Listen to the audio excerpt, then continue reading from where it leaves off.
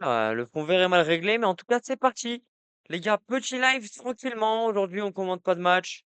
Tranquille, on va parler tranquillement de la Coupe du Monde qui s'approche. Coco Actu ouvre la page Coupe du Monde et ça se passe aujourd'hui. Je sais pas si vous avez pu voir, notamment sur les antennes de Coco Actu, il y a pas mal de modifs. Comment dire? Il y a pas mal de. Les logos ont changé, on va dire. Les logos ont changé, que ce soit sur TikTok, sur Twitch aussi, les logos ont changé. Simplement parce qu'on passe en mode Coupe du Monde, les gars. On passe en mode Coupe du Monde, donc va falloir, travailler un petit peu. Beaucoup de news, hein, on a appris, ben, j'ai été pris en mon école de journalisme, les gars. Du coup, je m'apprêtais à live. Et bah, salut Yann, bah, va live, t'inquiète pas, on se fait une concurrence bien. Coco, on t'attend chez Jean, envoie le prono Coupe du Monde. Théo, il va arriver, il va arriver, les gars, le prono Coupe du Monde. Mais par contre, tranquille, tranquille, montez. Tranquille, je peux pas venir chez Jean, les gars, ce soir. Premièrement, la voiture, elle a plus de batterie. Deuxièmement, je suis sorti hier soir et du coup, je peux pas. Donc, les gars, aujourd'hui, petit prono Coupe du Monde. J'espère que vous avez branché le live, en tout cas chez Jean, par contre, hein. J'espère que vous avez branché le live. Donc, les gars, aujourd'hui, on va parler de la Coupe du Monde, de cette Coupe du Monde qui approche, hein, donc qui se déroulera donc aux États-Unis, au Mexique et au Canada, donc sur trois pays différents. En Amérique du Nord, on a notamment non bleus hein, qui évolueront du côté de la côte est des États-Unis, aux alentours de New York, Boston, et tout cela aux alentours de la mégalopole sur l'est, avec d'autres équipes qui évolueront dans la chaleur texane ou encore dans la chaleur mexicaine. Je voyais tout à l'heure déjà les Japonais qui se plaignaient déjà de la qualité des terrains d'entraînement. À voir comment ça va se dérouler. En tout cas, intéressant, intéressant cette coupe du monde. Pour moi, on va en parler justement au fur et à mesure. Bon, excusez-moi, la qualité de la caméra est médiocre aujourd'hui, je sais pas, c'est parce qu'on n'est pas à la lumière du jour.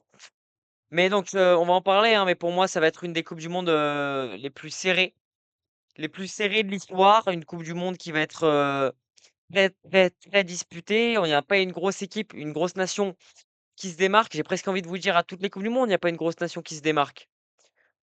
Tu penses que l'Iran, ils peuvent sortir de leur poule? On va en parler.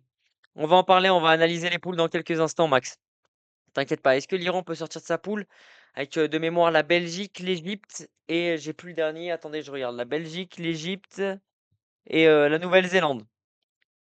L'Iran, ça peut, hein. Si tu veux qu'on en parle maintenant, on va en parler maintenant. Tu commandes pas le Portugal-Chili? Non, je commande pas. On va suivre le résultat, bien évidemment. Je vous tiendrai au courant des modifications. Là, il me semble qu'il y a 0-0. On s'approche de la mi-temps. Ouais, c'est ça. 0-0, on s'approche de la mi-temps. Mais non, je commande pas Portugal-Chili, les gars. Portugal-Chili, je sais pas pourquoi j'ai pris l'accent. Donc on repart sur l'Iran, pardon. Donc l'Iran, ouais, comme je le disais, ça peut sortir avec cette histoire de meilleur troisième. Forcément que beaucoup d'équipes peuvent sortir de la poule. On est sur une Coupe du Monde à 48 équipes avec des groupes, du coup, qui sont beaucoup, beaucoup plus homogènes. Il y a des groupes très faibles, il y a des groupes qui sont quand même plus forts. On fera cette distinction dans quelques instants. Mais ouais, ça va être intéressant à voir. L'Iran peut sortir de sa poule, hein. L'Iran, en tant que meilleur troisième, s'ils battent la Nouvelle-Zélande avec 3 points et un match nul contre l'Égypte, imaginons, ça peut très bien passer. D'ailleurs, je sais pas où ça en est, mais il y avait cette histoire du match, comment ça s'appelle? Du match Iran-Égypte qui était désigné comme match contre lutte contre l'homophobie. Parce que cette année, c'est quoi le système de qualification vu qu'il y a plus d'équipes? Vu qu'il y a plus d'équipes, bah, c'est simple, le premier et deuxième sont qualifiés pour les 16e de finale automatiquement. Et si je dis pas de conneries, il me semble que sur les 12 poules, les 8 meilleurs troisièmes sont qualifiés. Donc ça fait beaucoup. Ça fait beaucoup. Oui, c'est sûr que c'est ça. C'est les 8 meilleurs troisièmes qui sont qualifiés. Donc il y a que, entre guillemets, tu presque sûr de passer les poules. Tu presque sûr de passer les poules si, avec une victoire, normalement, tu passes les poules. Avec une victoire, normalement, tu passes les poules. C'est ça la question qu'il va falloir se poser. Donc oui, le système de qualification avec les 48 équipes, il chamboule un petit peu cette compétition. C'est vrai qu'on va avoir, affaire à quelque chose de différent. Ça fait un peu penser à l'Euro, hein, où les meilleurs troisièmes sont aussi repêchés. Là, il y aura du repêchage. On va voir, il y aura sûrement des belles histoires, hein, aussi, hein. Parce que, on peut imaginer, on peut très bien imaginer que le Cap-Vert ou encore Curaçao arrive à accrocher, une victoire, dans leur groupe et parviennent donc à acquérir un 16e de finale qui serait d'ailleurs, historique, hein, pour cette nation. Oui, genre une victoire avec une diff de +3 +4, tu sûr d'être qualif, mais de se taper une grosse équipe. C'est ça, parce que tous les 3e jouent un premier de poule. Tous les 3e jouent un premier de poule, ça c'est sûr et certain. Après ça dépend, il y a du coup ce qui fait que ça aussi, ça déséquilibre un petit peu tout, enfin ça déséquilibre un petit peu tout entre guillemets, parce que du coup tu as des deuxièmes qui vont se rencontrer directement dès les 16e de finale. Tu as par exemple le deuxième d'un groupe qui va rencontrer le deuxième d'un autre groupe et le premier qui rencontre un deuxième, alors que tu as d'autres premiers qui rencontreront un troisième, pardon.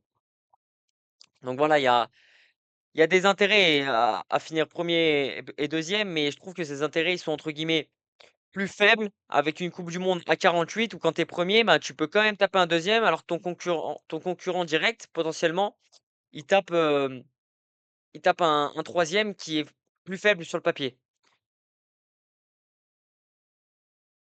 Et donc, les gars, petit, publie le temps qu'il a encore un nouveau mix de temps fort, c'est quoi ça? Ah, j'ai une notif, excusez-moi. Donc, ah oui, merde, j'ai pas mis le live sur Twitch. Si, j'ai mis le live sur Twitch. Attendez, je vais lancer là sur Twitch, sur mon téléphone, pour que je puisse checker un petit peu en même temps ce qui se passe là-bas. C'est bon, c'est tout bon. Ça remercie pas pour les roses. Excuse-moi, j'avais pas vu. Merci beaucoup pour les roses. Merci beaucoup pour les roses. Excuse-moi, j'avais pas vu. Tranquillement, je te remercie. Bon, attends, on n'est pas sur le bon truc là. Hop, c'est bon, on est de retour sur OBS. Les gars, du coup, on part directement pour le prono de la Coupe du Monde. On va d'abord analyser les groupes. Si ça vous tente, on va essayer de se dire ceux qui pourraient potentiellement sortir de ce groupe, essayer de faire un classement à chaque groupe. Je sais pas si on va pouvoir. T'étais trop beau quand on faisait du jeu gonflable vendredi. Ben merci beaucoup. Ben merci beaucoup, tout simplement. Bon, les gars, les groupes, est-ce qu'on voit bien? Oui, on voit super bien. Attendez, je vais enlever la chaise, je vais voir si je peux me mettre debout. Est-ce qu'on la voit la chaise là au champ? Attendez. Oh, le fond vert qui a failli tomber. Oh, le fond vert qui tombe, les gars. Fond vert qui a failli tomber. Le fond vert qui a failli tomber. Mais ah ouais, c'est bon. C'est bon, moi toujours. Les gars, petite analyse des groupes. Est-ce que ça vous tente? Bah bien évidemment, parce que c'est moi qui décide. Donc avec cette Coupe du Monde à 48 équipes, les gars, en fait, le truc, c'est qu'il y a une différence qui est faite. C'est que déjà, tu as 3 pays organisateurs qui, bah, forcément, quand tu es un pays organisateur, tu es dans le chapeau 1. Donc en étant dans le chapeau 1, tu t'en sors plutôt bien parce que c'est des pays qui ont, si on prend le classement FIFA, qui n'ont rien à faire dans le chapeau 1. Donc là, c'est les groupes du Mexique, juste ici, du Canada, juste là, et des États-Unis, juste là. On va analyser ces 3 groupes en premier parce que c'est les 3 groupes tout simplement qui sont pour moi les moins relevés. Donc là, on a le Mexique, l'Afrique du Sud, la Corée du Sud et la Tchéquie. Pour moi, c'est un des groupes les moins relevés, on y reviendra. Mais ouais, franchement, le Mexique, il devrait forcément être avantagé. Ils sont donc à domicile. Un groupe, assez faible, leur est proposé. L'Afrique du Sud, ça sait jouer au ballon. La Corée du Sud aussi, la Tchéquie aussi. Cependant, voilà, on peut pas dire qu'il y a un grand favori qui se trouve, parmi ce groupe. Qui devrait sortir de ce groupe? Tout d'abord, je vais sortir à la Corée du Sud, qui est, assez solide, hein, tout de même, quand on regarde les matchs, de préparation, j'ai l'impression qu'ils sont solides. Après, il y a aussi les individualités, coréennes, hein, qui peuvent ressortir. On peut parler de Heung-min Son, chez les Coréens ou encore de Kang In-lee, le Parisien fraîchement sacré, champion d'Europe avec le PSG tout simplement. Donc pour moi, ouais, la Corée du Sud sortira en tête de ce groupe. Après, difficile de faire un choix entre le Mexique, l'Afrique du Sud et la République tchèque. Cependant, je pense que le Mexique, à domicile, va réussir à assurer avec la légende Guillermo Ochoa qui va faire, bah, tout simplement sa, 5e, 4e, 5e coupe du monde, il me semble, tout comme Messi et Ronaldo. Bonjour, ça va? Bien? Tu regardes le match du Portugal-Chili? Non, on suit le résultat, mais je regarde pas le match. Aujourd'hui, je commande pas. Toujours 0-0 à la mi-temps, les gars, si vous voulez savoir. Donc, voilà. Donc, pour moi, du coup, le Mexique devrait s'en sortir. Après, le troisième, ce sera soit l'Afrique du Sud, donc soit soit la Tchéquie, ce sera à suivre, l'Afrique du Sud, ça me semble plausible. Attendez, je vais remettre la chaise parce que là, j'en peux plus. J'avais pas capté que ça allait me faire autant mal aux genoux, étant donné que j'ai les genoux bousillés. Non, l'Afrique du Sud, c'est intéressant. On va voir si ça va marcher et la Tchéquie après, à suivre pour moi, en tout cas, ceux qui sortiront de ce groupe, quoi qu'il arrive, ce sera le Mexique et la Corée du Sud. Attendez, je remets la chaise.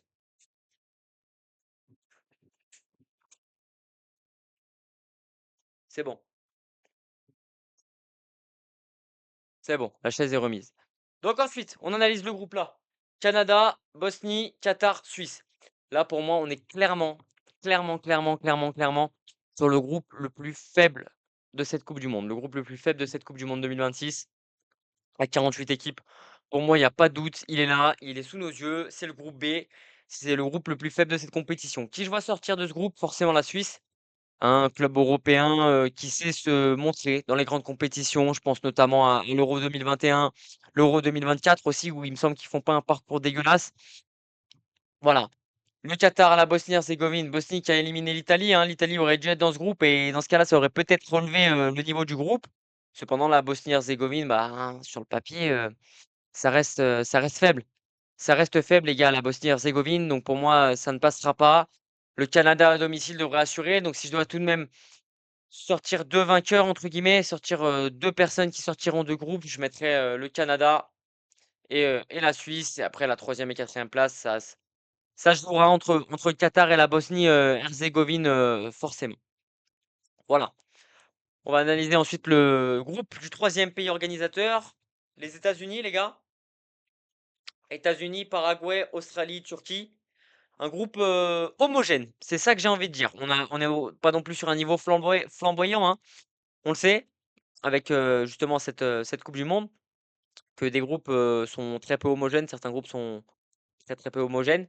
Là, pareil, difficile de savoir qui va s'en sortir. Je vois bien la Turquie s'en sortir avec, Arda Güler, Yildiz, Soyuncu derrière. Ça a quand même un peu de gueule sur le papier, cette équipe de la Turquie. Ça a quand même des individualités qui savent jouer au foot.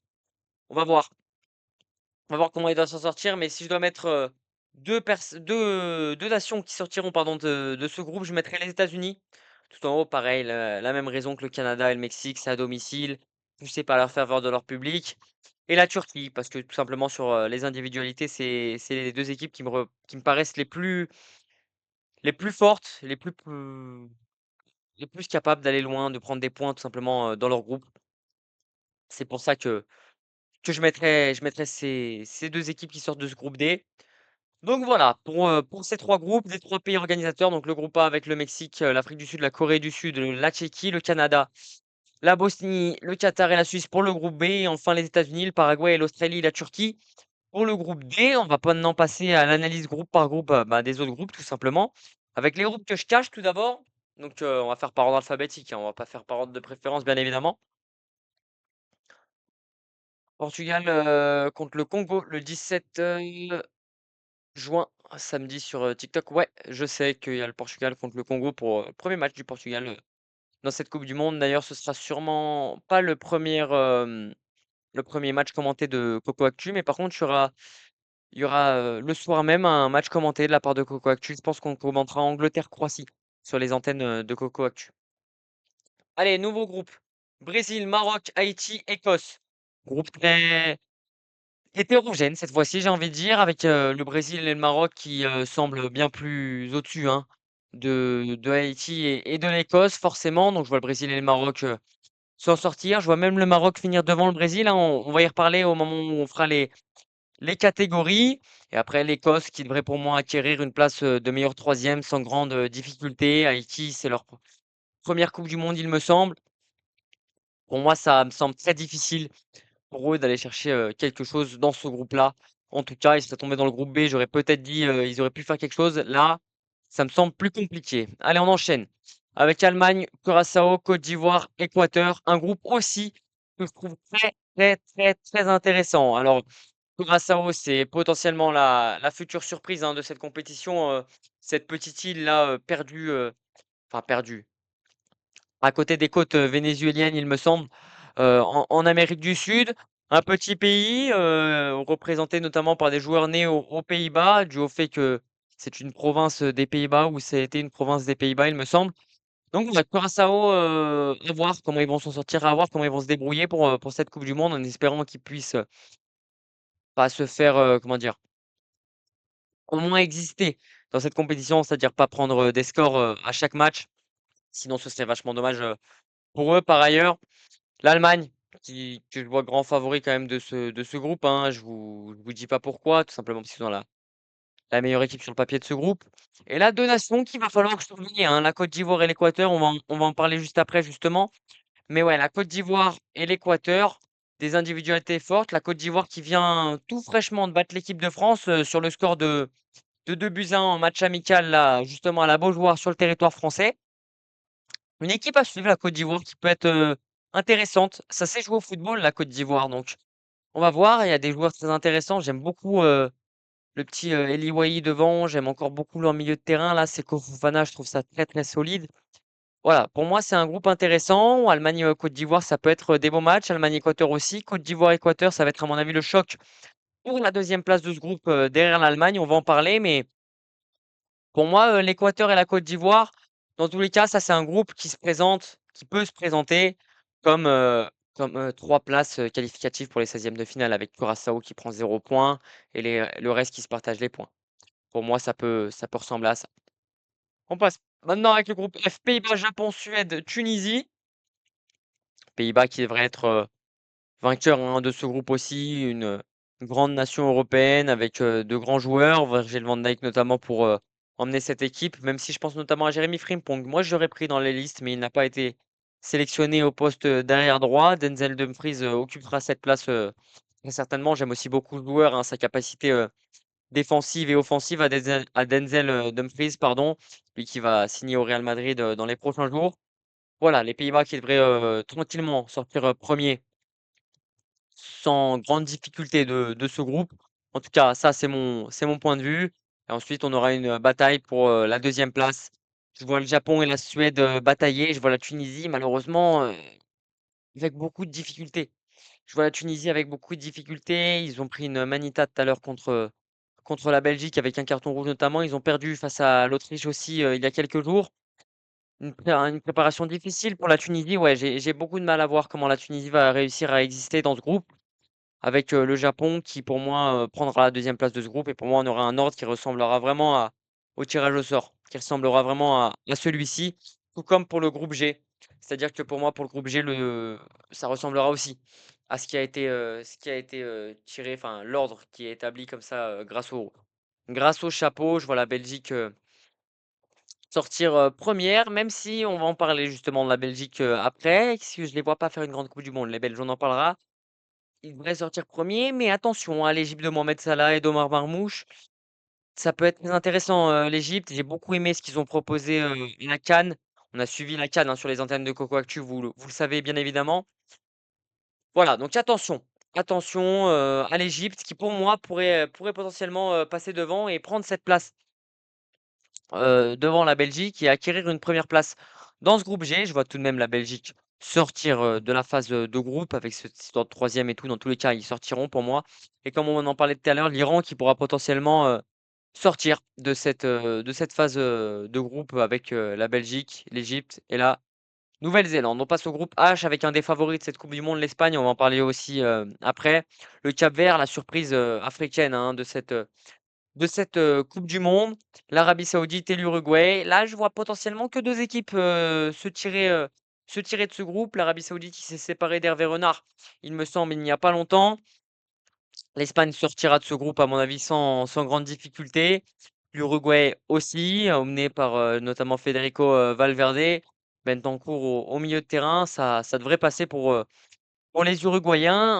En attendant, le Cap-Vert pourrait, peut-être faire un exploit face à l'Arabie Saoudite, mais je vois pas l'Arabie Saoudite se démarquer. Pour moi, ils vont avoir beaucoup plus de mal, en tout cas, à faire quelque chose. On arrive pour moi, et non pas que je suis chauvin ou patriote ou ce que vous voulez, à ce qui est le groupe le plus élevé de cette coupe du monde et on peut presque dire malheur aux Français. Parce que pour moi, ce groupe, il est très compliqué, il y a des pour moi, il y a des nations qu'il va falloir suivre, hein. La France favorite évidemment, on va pas en parler. Une défaite face à la Côte d'Ivoire, en match amical, on le sait. Ils ont tout de même proposé une première mi-temps de assez grande qualité. J'avais très peur notamment du repli défensif avec ce système à 4 offensifs. Ça m'a pas inquiété plus que ça, sur le papier. Je trouve ça intéressant. Je trouve ça intéressant en tout cas ce qu'a proposé la France. Le Portugal, on va y venir après le Portugal justement et le Sénégal, champion d'Afrique non officiel entre guillemets, champion d'Afrique sur le terrain. J'ai envie de dire, est-ce qu'ils pourront accrocher une deuxième place? Sûrement. Pour moi, ce seront eux, pardon, qui seront derrière la France. J'ai eu du mal à faire cette phrase. Et enfin, la Norvège, emmenée par Erling Haaland, finira à la troisième place de ce groupe, à mon avis, en raison justement des individualités, tout simplement. Je pense qu'ils vont assez facilement sortir de ce groupe. Attendez, les gars, 2 secondes. Hop, c'est bon. Donc ouais, je pense qu'ils vont sortir de ce groupe avec, ouais, là, je vois encore, l'Irak se faire, malheureusement rouler dessus, hein. Mais l'Irak qui, n'est pas une grande nation de foot, hein et avec la en plus, bref, l'Irak ne sortira pas de ce groupe. Je voulais dire le contexte géopolitique actuel, ça applique pas l'Irak directement, mais c'est difficile d'évoluer dans cette région, actuellement. Donc voilà, l'Irak pour moi ne sortira pas de ce groupe. La France, le Sénégal et la Norvège pourront sortir avec cette histoire de troisième place. Merci beaucoup Lucas, ça fait énormément plaisir. Ensuite, le groupe J qui est sur le papier avec les indus UEFA et tout ça, le groupe le plus relevé. Je pense tout de même que c'est le groupe I le plus relevé avec la France et tout ça, mais avec l'Algérie, l'Autriche et la Jordanie, va falloir se méfier, hein, vraiment de l'Algérie qui a battu, les Pays-Bas justement en match amical, 1-0 grâce à un grand Lucas Zidane dans la cage, notamment avec un but de Hadj Moussa assez, exceptionnel. Un enroulé, du pied gauche il me semble ou du pied droit, je l'ai plus en tête, mais un bel enroulé. L'Italie ne participera pas à la coupe du monde. L'Italie ne participera pas à la coupe du monde, taf, ils se sont fait éliminer par la Bosnie-Herzégovine en qualif. Donc on repart sur ce groupe J avec l'Argentine pour moi championne du monde sortira en tête de ce groupe. Pour moi, il y aura pas de problème sur ça. Après, l'Autriche, va évidemment aller, chercher avec l'Algérie cette deuxième place. Ça va jouer, la Jordanie, je les vois pas faire quelque chose. Moussa Al Tamari, je connais que ce joueur, de la Jordanie, donc je les vois pas vraiment proposer quelque chose de grand dans cette coupe du monde. Voilà. Ah bon, il remplace pas l'Iran? Non, non, non, l'Iran a confirmé sa participation à la coupe du monde il y a quelques semaines maintenant. Donc ouais, ouais, ouais, pour l'instant, il remplace pas l'Iran. Et même dans le cas où l'Iran déclarait forfait, il y a de grandes chances que ce soit un pays de la zone Asie qui remplace l'Iran, étant donné que l'Iran est un pays d'Asie et donc ce serait complètement anormal que l'Italie, remplace, l'Iran. Si un pays européen, aurait eu ce problème, on aurait pu en reparler, mais là vraiment, voilà quoi. Ensuite, groupe, K avec, le Portugal, le Congo, l'Ouzbékistan, la Colombie. Là, pareil, on a 3 nations qui se font remarquer avec le Portugal, le Congo et la Colombie et une nation beaucoup, beaucoup, beaucoup, beaucoup, beaucoup plus faible qui est, l'Ouzbékistan emmené par, leur défenseur de Manchester City dont j'ai perdu le nom, Kusanov. Voilà, Kusanov. Pour moi, ouais, pour moi, le Portugal sortira vainqueur de ce groupe et assez facilement. La Colombie, en seconde position et le Congo qui pourra être, potentiellement, un beau troisième. On va voir comment ça va se dérouler. Le Portugal va aller loin, on va en parler après quand on va faire les équipes à suivre, les favoris et tout ça, mais oui, on va en parler. Pour moi, le Portugal est un des favoris de cette coupe du monde, si ce n'est pas le vainqueur. On va en parler justement, après. Et enfin, le groupe L avec l'Angleterre, la Croatie, le Ghana et le Panama avec, justement, un groupe, aussi assez relevé, hein. L'Angleterre, la Croatie, le Ghana, ça sait jouer au football, ça joue bien au football même et le Panama que je vois tout de même, un peu plus faible. On va voir comment ça va se passer, mais en tout cas pour moi l'Angleterre et la Croatie passeront. 2 nations qui ont l'habitude de briller, généralement en coupe du monde. Je pense, notamment à la dernière coupe du monde aux 2 dernières coupes du monde des Croates, ils font finalistes et ils finissent, 3e.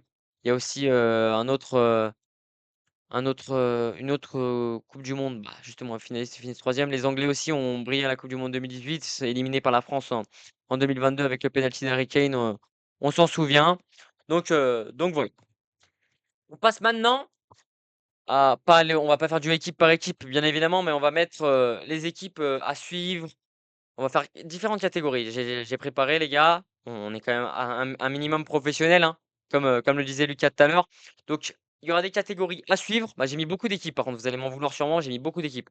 Il y aura à suivre les flops de cette coupe du monde, les favoris, les outsiders et enfin le vainqueur, de cette coupe du monde. On va voir comment ça va se dérouler, mais pour moi, ce sera quelque chose comme ça.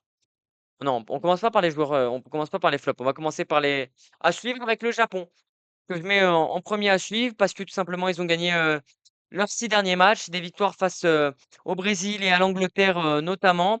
Un Japon qui arrive en grande forme, un Japon qui peut performer, notamment, dans les coupes du monde. Ils avaient en 2018, mis à mal, le Brésil, il me semble, avant de que le Brésil passe, je sais plus comment, mais sur un score fleuve, il me semble 3-2. Je sais plus s'il y avait des prolongations, mais ils avaient eu beaucoup de mal, en tout cas. Puis après, il y avait la Belgique et cetera et cetera. Donc voilà, donc voilà. Ensuite, 2e équipe à suivre, une équipe qui peut être, aussi très intéressante, l'Équateur. L'Équateur qui peut être très intéressant par ses individualités. J'ai envie de dire, ça peut être très intéressant par ses individualités. Je pense notamment, ben, à William Pacho, hein, fraîchement élu, champion d'Europe avec, le Paris Saint-Germain, le défenseur central. On a aussi, Hincapié, hein, qui, au poste d'arrière gauche ou au poste de central excelle. Je sais plus s'il est là, il me semble qu'il est là, Ener Valencia, c'est une question, est-ce qu'il est là? Valencia, liste, Équateur, coupe du monde. On va vérifier l'info tout de suite les gars, je vous tiens au courant comme ça.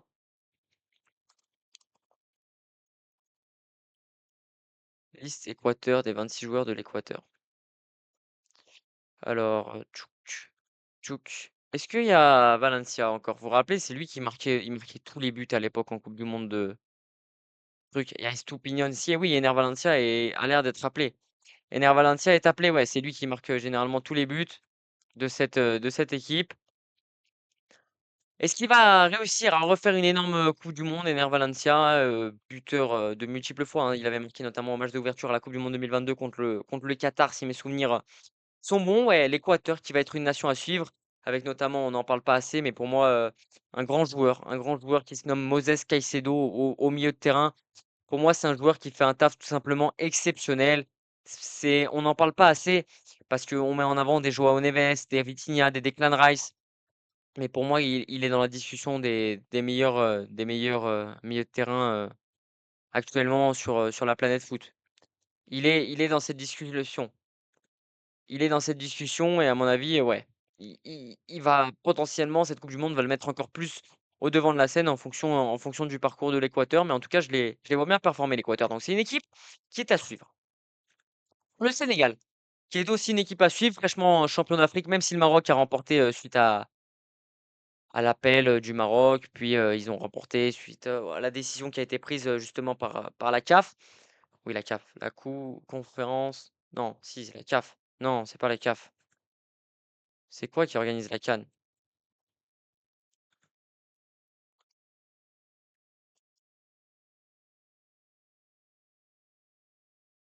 Attendez, je regarde. Oui, si, c'est la CAF, coupe de la nation, coupe, nation africaine de football. Confédération africaine de football, pardon, j'ai eu du mal à la faire. Oui, donc le Sénégal. Pour moi, c'est un pas un immense favori, mais pour moi, c'est une équipe qui pourrait, se détacher, hein, dans cette, coupe du monde. Je vois pas pourquoi ils se détacheraient pas. Ils ont les individualités, ils peuvent faire mal. J'aime beaucoup, le petit milieu de terrain, Lamine Camara, qui est tout simplement exceptionnel au milieu de terrain avec Monaco. Manque de régularité, hein, Lamine Camara, mais il peut faire très, très mal quand il est dans des grands soirs.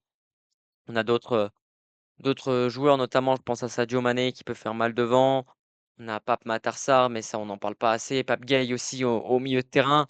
Bref, beaucoup de joueurs qui peuvent faire mal et qui permet au Sénégal d'être une équipe à suivre. Et on passe à la dernière équipe à suivre. Là, ça va être une petite surprise entre guillemets, si je puis le dire comme ça, avec les États-Unis. Pour moi, les États-Unis sont une équipe à suivre car, ils sont tout simplement à domicile. Premièrement, à domicile, comme je l'ai dit tout à l'heure, ils sont forcément portés par leurs supporters. Donc voilà, les États-Unis qui, à mon avis, pourront potentiellement briller, lors de cette coupe du monde, pourront potentiellement aller chercher un huitième, un quart de finale de coupe du monde, devant son public, dans son pays, sous les yeux de Donald Trump. On ne sait pas ça si c'est une bonne chose ou pas. Par contre, malheureusement, on ne sait pas comment va se dérouler cette coupe du monde, hein. Beaucoup de fleurs lui seront, jetées si c'est la meilleure coupe du monde de l'histoire, beaucoup de tandis qu'il mangera les les épines de la rose si la coupe du monde est un flop. En tout cas, les États-Unis sont une équipe à suivre, hein. Je pense à Christian Pulisic, Tyler Adams qui peuvent, porter leur équipe. Zimmerman aussi, le défenseur central, il faut pas que j'écorche son nom. Liste et attendez, je tape la liste des USA, mais Timothy, enfin Timothy, oui, il y a Weah aussi. Liste des USA, coupe du monde. On va confirmer ça, je vous le dis tout de suite. Hop, la liste des États-Unis pour la coupe du monde, des 26 joueurs, ça arrive. Bougez surtout pas. Zimmerman, ouais, c'est le capitaine, il me semble. Je vais vous confirmer ça. Donc ouais, Pulisic, le coach Mauricio Pochettino, hein, aussi un coach qui connaît le football. Forcément, forcément ça aide. Pas du tout Zimmerman. Mais il y a des noms. Mackenzie, je pense à Robinson notamment de Fulham, Richards de Crystal Palace, Mackenzie qui a fait une très grosse saison avec Toulouse, Serginho Dest aussi. McKennie à la Juventus, comme je le disais, Tillman du Bayer Leverkusen, Timothy Weah de Marseille. Enfin, un attaquant que j'aime aussi beaucoup, Folarin Balogun, il sera forcément en concurrence avec l'attaquant du PSV Eindhoven, Ricardo Pepi. Mais pour moi, Balogun devra commencer cette compétition en tant que titulaire, tout simplement parce qu'il est excellent, il a fait une excellente saison avec l'ASM. Donc pour moi, voilà. 4 équipes à suivre, je vous les présente. Donc le Japon, l'Équateur, le Sénégal et les États-Unis qui peuvent faire des parcours remarqués. C'est ça. Équipe à suivre, c'est font un parcours remarqué. On les attend pas forcément, mais ils font un parcours remarqué. OK? On passe maintenant tout de suite aux flops de cette compétition. Pour moi, les 2 flops, j'en ai mis que 2 parce que j'arrivais pas à en trouver beaucoup plus. Vous savez, quand on parle de flops, généralement, il faut prendre des nations qui sont tout de même, assez renommées, hein, pour, tout simplement, dire que c'est un flop. Pour moi, je prends un risque et je prends un non-risque. C'est-à-dire que pour moi, le premier flop de cette compétition, ce sera nos amis belges. Nos amis belges qui ne seront pas à la hauteur, qui ne seront pas dans la grosse qui ne seront pas dans la qui ne seront pas à la hauteur.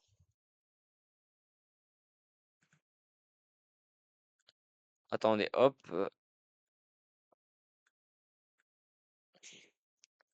donc ouais, les États-Unis seront pas à la Belgique ne sera pas à la hauteur pour moi. Donc on va voir ce qu'ils vont faire. Pour moi, ils sortiront de son groupe, mais à mon avis, ça m'étonnerait pas qu'ils soient, très rapidement, très, très, très rapidement éliminés. 16e, 8e de finale. Voilà, à voir comment ça va se passer. Donc voilà, on en reparlera bien évidemment, mais c'est possible. C'est possible que la Belgique ne fasse pas un grand parcours, pour ma part, en tout cas. Ensuite, on part sur un flop, mais qui est tout de même un peu plus évident. On entend beaucoup parler, en ce moment, de ce flop et je pense sincèrement que le Brésil va pouvoir flop. Dans cette compétition, hein, on le sait, ils ont beaucoup de mal, beaucoup, beaucoup de mal. On l'a vu avec cette amicale face à la France notamment, où ils ont eu beaucoup de mal à exister, hein. Le score n'était que de 2-1, mais ils ont eu beaucoup, beaucoup de mal à exister, dans le jeu, dans la compétition. Donc ouais, franchement, je les vois mal, s'en sortir. Je vois même le Maroc leur passer devant dans leur groupe. Il y aura un Maroc-Brésil très intéressant à suivre, le 14 juillet, le 14 juin, pardon, parce que le 14 juillet, on aura déjà passé, la finale. Les gars, juste dis, on est en retransmission sur YouTube, donc tranquille. On sera en retransmission sur YouTube, vous pourrez regarder ça, tranquillement. Ensuite, on va passer aux outsiders, donc ça, c'est mes 2 flops. Ça, c'est mes 2 flops, les gars. Merci pour l'abonnement. 90 followers, les gars. 90 followers, on avance petit à petit.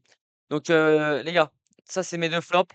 On passe maintenant les outsiders de la compétition. C'est-à-dire que c'est les équipes que je vois potentiellement aller chercher une demi-finale. Malheureusement, j'en ai entre guillemets que enfin, j'en ai beaucoup. C'est ça que je veux dire, c'est que j'en ai beaucoup malheureusement. Ils sont au nombre de 4, il me semble. 4 outsiders, des évidents, des moins évidents, mais c'est des équipes non plus que je peux pas considérer comme favoris. Je peux pas considérer ces équipes comme favorites, pardon, puisque, bah, tout simplement je les vois pas surdominer leur compétition, je les vois pas, se montrer très, très bons. Je les vois forts, bien évidemment, mais je les vois pas vraiment au-dessus du lot. On commence par l'Allemagne, bien évidemment, Musiala, Wirtz, on ne les présente plus, Lennart Karl qui a fait forfait d'ailleurs, on pourra en parler aussi, le jeune prodige, du Bayern Munich qui a fait forfait pour cette compétition qui aurait pu être très intéressant dans la rotation notamment. Mais donc l'Allemagne, je les vois pas faire une grande coupe du monde, hein. Ils ont beaucoup de mal, depuis qu'ils ont remporté le titre, en 2014 à exister dans cette compétition qui est la coupe du monde. Je les vois encore, avoir beaucoup de mal à exister, hein, malheureusement, j'espère que je me trompe. Mais je vois vraiment, les Allemands encore en difficulté et pas forcément réussir à imposer leur jeu, à imposer ce qu'ils veulent dans un groupe, on le rappelle, où ils sont avec, l'Équateur, la Côte d'Ivoire et Curaçao.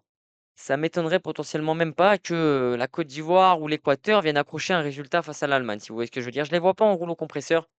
L'Allemagne, même s'ils sont revenus en force avec cet Euro 2024 où ils ont fait un assez beau parcours, ils se font éliminer, par l'Espagne.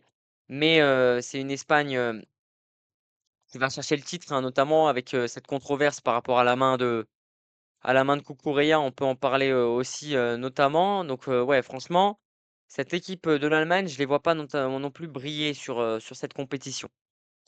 C'est pour ça que je les mets que dans les outsiders. Mais outsiders, ça peut dire que tu peux forcément aller chercher une demi-finale. Ils peuvent aller prétendre à un titre, bien évidemment. C'est ça le principe d'un outsider. On part ensuite sur un autre outsider, le Maroc. Le Maroc, donc fraîchement, élu, champion d'Afrique après, leur victoire, à la CAN, 3 mois après, la finale, dans un scénario totalement rocambolesque où, Brahim Diaz loupe le pénalty, les Sénégalais quittent la pelouse. Bref, un scénario complètement dingue qui a offert cette victoire, aux Marocains malgré le fait qu'ils ont perdu le match dans le temps réglementaire, hein, tout simplement. Mais bon, les Marocains sont champions d'Afrique. Les Marocains font du très, très bon travail depuis, 2022. Les Marocains vont se présenter à cette coupe du monde comme étant, très intéressants pour, représenter l'Afrique. Pardon, les mots me venaient pas, mais oui, ils peuvent représenter l'Afrique comme ils l'ont fait en 2022. Ceux-ci jusqu'en demi-finale, ce sera quelque chose de difficile, hein, aussi bien évidemment puisque, bah, des demi-finales, on n'en voit pas tous les jours. Il y a que 4 équipes, hein, en demi-finale et à la base, ils sont 48, j'ai envie de vous dire. C'est un peu un koh-lanta, hein, cette coupe du monde. Voilà, je vois le Maroc comme un sérieux outsider qui peut aller au minima chercher, des quarts de finale assez aisément. En tout cas, ce serait totalement logique de les voir à ce stade de la compétition.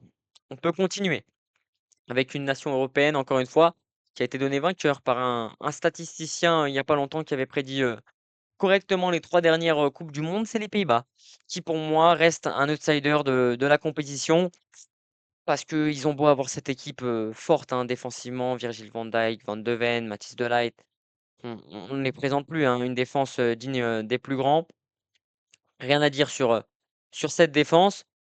Donc voilà, je pense que les Pays-Bas peuvent, essayer d'aller chercher, un très beau parcours, un de leurs meilleurs parcours, pardon. On se rappelle du scénario cruel qui les avait éliminés à la coupe du monde 2022 là avec, une situation ultra tendue avec les Argentins, une combinaison sur coup franc qui leur fait décrocher, les prolongations, puis les pénaltys, manqués par les Pays-Bas.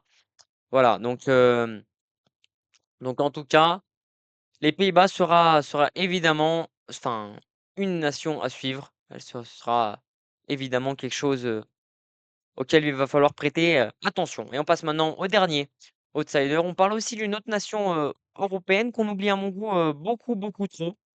Ouais, ouais, Coco, pour moi, l'Argentine un peu surcotée. On va en parler après. On arrive justement aux favoris, Mathieu. On y arrive, doucement mais sûrement. Là, on est sur les outsiders. On a fini les flops et à suivre et on en reparlera après. Équateur outsider, je l'ai mis juste avant, Chien Chauve. Je vais remontrer après, on fera une pause avant de faire les favoris. Je finis d'abord les outsiders avec la Croatie, dont on ne parle pas assez à mon goût. La Croatie qui fait quand même, de très bonnes choses, en compétition. T'inquiète pas, Chien Chauve. Je te montrerai après, pas de souci. La Croatie qui fait de très bonnes choses, hein, justement dans les compétitions internationales. À la coupe du monde, 2018, on se souvient de leur parcours exceptionnel, hein, où ils avaient, excellé, Heu, terminant 2e derrière la France en finale et à la coupe du monde 2022, ils avaient même fini 3e, hein, il me semble, si je dis pas de bêtises, se faisant éliminer par, l'Argentine, en demi-finale. Je veux pas dire de conneries, donc je vérifie tout de suite mes sources. Coupe du monde 2022. quart de finale. Hop, quart de finale, demi-finale, pardon. Je vérifie, mais il me semble que c'est ça, hein. Si vous pouvez me confirmer dans le chat, les gars, il me semble qu'il y a une il y a une demi-finale Argentine, Croatie. Ouais, c'est ça, Argentine-Croatie 3-0 pour l'Argentine. J'avoue, Croatie solide. Maintenant, est-ce que la nouvelle génération peut faire aussi bien que les Perisic, Modric, Mandzukic, etc. Pas sûr. Je suis pas forcément d'accord avec toi, hein. Quand tu vois qu'ils sont remplacés par des Gvardiol, des joueurs très solides défensivement, on l'a bien vu, hein, encore à la Ligue des Nations, il y a pas si longtemps que ça, c'était il y a moins d'un an désormais. La Ligue des Nations, il y avait eu beaucoup, ils avaient fait beaucoup de mal aux Français, hein, je te rappelle, alors que justement cette génération était déjà disparue, entre guillemets. Donc voilà, c'est intéressant à suivre. Il va falloir suivre cette Croatie. On fait un petit récap des équipes que j'ai mis. J'avais fait les catégories, donc j'avais fait le à suivre, le flop. Là, on a fait l'outsider. Il nous reste les favoris et forcément le vainqueur. Donc, on va faire un petit récap. Donc, je vous représente mes équipes à suivre. Le Japon, l'Équateur, le Sénégal et les États-Unis. La vidéo sera dispo sur YouTube, les gars. Donc, si vous voulez aller revoir, vous y retournerez. Ensuite, mes flops, je mettrai donc le Brésil et la Belgique, que je vois pas faire une grande Coupe du Monde. Et les outsiders, donc comme on a dit, l'Allemagne, Maroc, Pays-Bas et Croatie.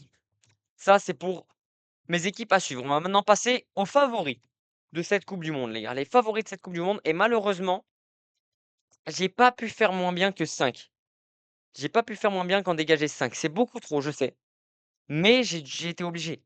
J'ai été obligé. Il y a trop d'équipes qui sont en capacité de faire beaucoup de mal à cette Coupe du Monde. J'ai dit, ça va être une des Coupes du Monde la plus serrée de l'histoire pour moi. Il n'y a pas une nation qui se démarque plus que l'autre. Donc voilà. On commence tout de suite avec l'Argentine. L'Argentine, vainqueur de la Coupe du Monde. Quand tu es vainqueur de la dernière Coupe du Monde, pour moi, tu pars forcément avec un minimum, au minimum, un statut de favori pour faire le back-to-back. Même si cela n'est pas arrivé depuis. Ah, je les ai. J'ai oublié. Depuis 2000. Non, 2002. Non. 98, la France. 2000. Ah, je l'ai oublié. J'ai oublié, je les avais. J'ai tous les vainqueurs de la Coupe du Monde, mais je ne l'ai pas. Ça ne veut pas sortir. L'Argentine, défensivement moyen, non? C'est ça qui me fait peur. C'est ça qui me fait peur, c'est que l'Argentine, défensivement, elle peut se présenter comme un peu plus faible. Mais après, je pense sincèrement que l'Argentine, ça reste toujours au-dessus, hein. Défensivement, tu me parles de défensivement moyen, mais quand tu regardes tout le reste, tu as quand même Emiliano Martinez dans la cage qui, malgré le fait que ce soit un sacré personnage pour pas parler méchamment, heu, il est très bon. Il est très bon, Emiliano Martinez, malgré que ce soit un sacré personnage. Un milieu de terrain, Enzo Fernandez, McAllister qui tient largement la route. Une attaque avec, notamment Messi, Martinez et Lautaro Martinez et Julián Alvarez qui est aussi très intéressante à suivre. Moi, je vois ça comme très intéressant. Et puis, je te rappelle que l'Argentine à la Coupe du monde 2022, la défense, c'était pas ça non plus, hein. Il y avait Romero qui tenait la baraque derrière avec Otamendi, il faisait ce qu'il pouvait. Mais bon, c'était compliqué. Bonsoir, comment il va, Victor? Écoute, bien reposé, ça va, tranquillement. On a fait la fête, mais tranquille. Corentin, ça va? Écoute, ça va, hein, tranquillement, Léo. Allez, deuxième favori pour cette Coupe du monde. Comment ne pas citer la France? Bien évidemment, les gars, la France sera évidemment favori, hein, dans cette Coupe du monde avec l'effectif le plus cher de cette Coupe du monde. Ils sont tout simplement attendus. C'est ça qui me fait peur, c'est qu'ils sont attendus, l'équipe de France. Et ça, c'est potentiellement leur plus grand défaut. C'est qu'ils sont attendus. Donc voilà, ça va être compliqué. Je pense que l'Argentine va flop, je sais pas pourquoi. Moi, je les vois quand même comme un favori, hein. Je les vois quand même comme un favori. Faut vraiment pas les sous-estimer. On les sous-estime parce qu'on regarde pas ce qui se passe outre-Atlantique. Mais ouais, je pense que l'Argentine, ça peut quand même faire quelque chose. Peut quand même aller chercher quelque chose. Donc la France, je le disais, c'est attendu. Donc forcément, quand c'est attendu, ça met la pression. Forcément, quand ça met la pression, bah, tu joues moins bien. Regarde à l'Euro 2021, des Euros, on était le plus attendu. On se fait sortir en huitième de finale par la Suisse. Pour moi, ça va être compliqué.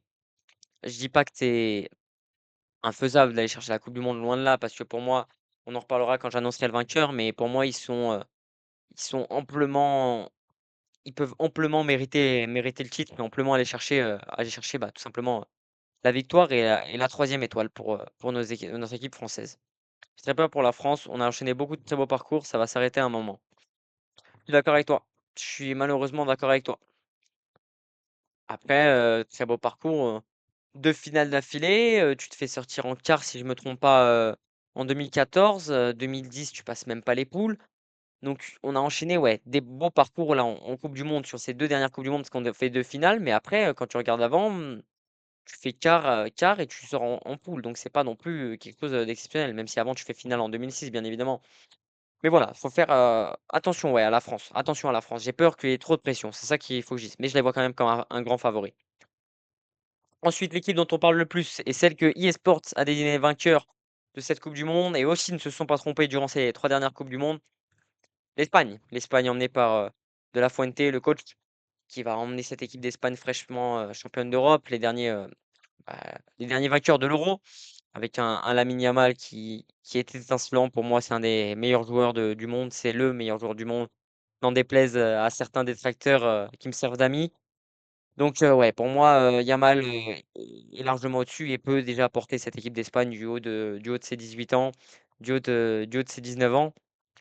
Mais 18 ou 19? Bah, il va faire 19 pendant la coupe du monde, il me semble. C'est ça, je crois qu'il va faire 19 pendant la coupe du monde. Je sais plus, mais bref, en tout cas, ouais, ouais, ça va être technique pour les Espagnols.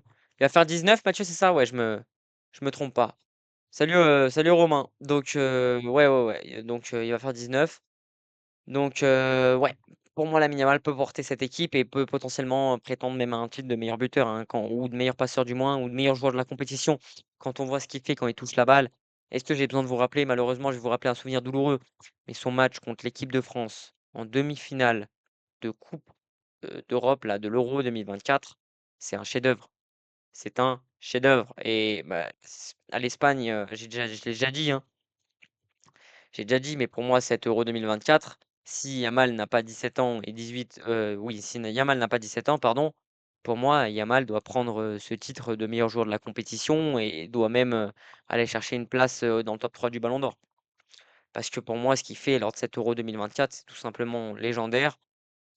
Il emmène son équipe en finale, il fait gagner son équipe, il est de partout. Sur l'aile, il fait les efforts défensifs. Il a encore ses bagues, le mec. Il va chez l'orthodontiste tous les 2 mois, quoi. Il va encore chez l'orthodontiste tous les 2 mois et il apprend le football à des gens qui viennent le critiquer. Je trouve ça assez dingue et pour moi, Yamal peut porter cette équipe. Bien évidemment, je parle de Yamal, mais il y a pas que lui, hein. Il y a pas que lui, pardon, quand on voit un milieu de terrain. On peut citer Pedri, notamment au milieu de terrain, qui sera sûrement accompagné de Rodri. On a aussi un Dani Olmo qui brille, Ferran Torres qui est en sélection, marche un petit peu sur l'eau. Il y a beaucoup, beaucoup de gens qui peuvent être très, très bons dans cette compétition et beaucoup de personnes peuvent briller avec cette équipe de l'Espagne qui est évidemment un favori au titre. On passe aux deux derniers favoris. Allez, on va essayer d'aller plus vite. Bon, là, vous l'avez vu apparaître parce qu'il y a eu un petit problème, mais c'est le Portugal qui pour moi est une équipe qu'on sous-estime beaucoup trop et dont on ne parle pas assez dans le débat des favoris de cette coupe du monde. Pour moi, le Portugal a sur le papier, et je vais bien dire sur le papier, l'équipe la plus complète. C'est-à-dire qu'ils ont une attaque qui peut leur permettre d'aller chercher la coupe du monde, un milieu qui pour moi est le meilleur sur le papier de cette coupe du monde, et une défense qui peut leur permettre d'aller gagner la coupe du monde. Diogo Costa au cage, le gardien du FC Porto, si je me trompe pas, il joue toujours au FC Porto. Attendez, on va pas dire de bêtises si vous savez dans le chat, mais il me semble qu'il joue toujours au FC Porto. Bien évidemment, il joue toujours au FC Porto. Il joue toujours au FC Porto. On dit pas de singerie. Ouais, le Portugal, l'équipe est monstrueuse, c'est une folie. Je suis complètement d'accord avec toi, Mathieu. Complètement d'accord avec toi. Et pour moi, c'est pour ça que le Portugal est un des favoris de cette compétition. Pour moi, le Portugal a le meilleur milieu de terrain. Bruno Fernandes, meilleur joueur de première ligue. João Neves, champion d'Europe avec le Paris Saint-Germain. J'ai plus besoin de le présenter tellement il est bon. C'est un joueur dont on parle trop peu. Vincent Duluc qui dit qu'il n'est pas à un niveau stratosphérique depuis des mois. Je sais pas pour qui il se prend, mais allez le Portugal. Et ouais, allez le Portugal, Yann. Donc ouais, non, franchement, le Portugal, ce sera forcément une très belle équipe, à mon avis, qui va développer un très beau football, qui est entre de très bonnes mains, parce qu'il a un coach qui, pour moi, encourage cette équipe. Bien évidemment qu'on peut ouvrir le sujet Cristiano Ronaldo. Est-ce qu'il doit être titulaire à cette Coupe du Monde? Est-ce qu'il ne doit pas l'être? En tout cas, je pense que le sélectionneur Martinez part du principe qu'il sera titulaire à cette Coupe du Monde et que c'est lui le numéro 9 de cette équipe.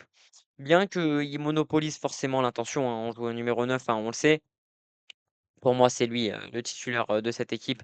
Il sera forcément mis en concurrence à un moment ou un autre avec Gonzalo Ramos si ça marque pas.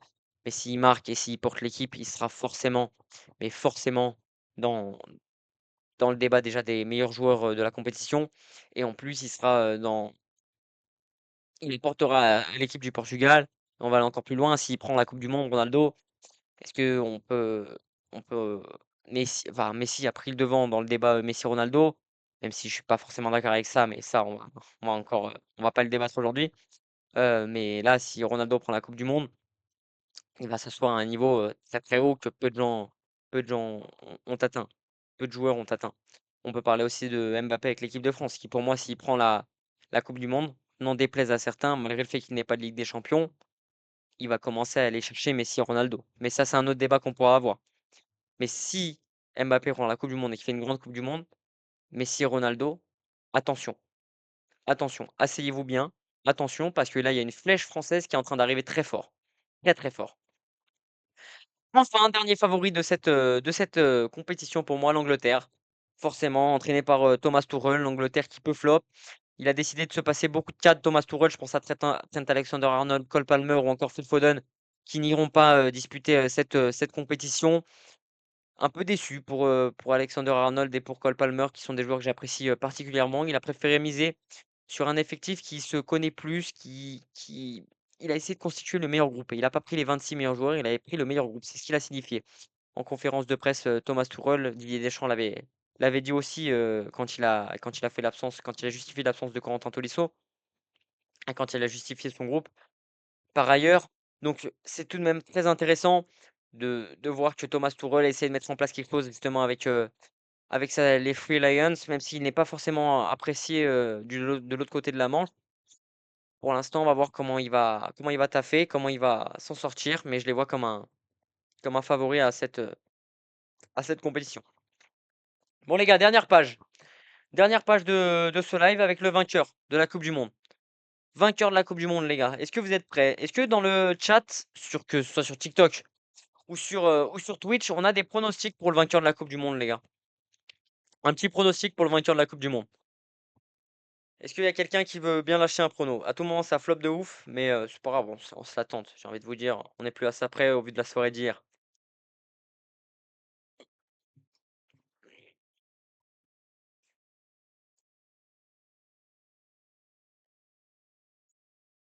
Personne, les gars, pour donner son avis? Bon, bah, on va donner le mien. On va voir s'il va venir petit à petit. Ça va potentiellement venir petit à petit. Allez, vainqueur de cette Coupe du Monde.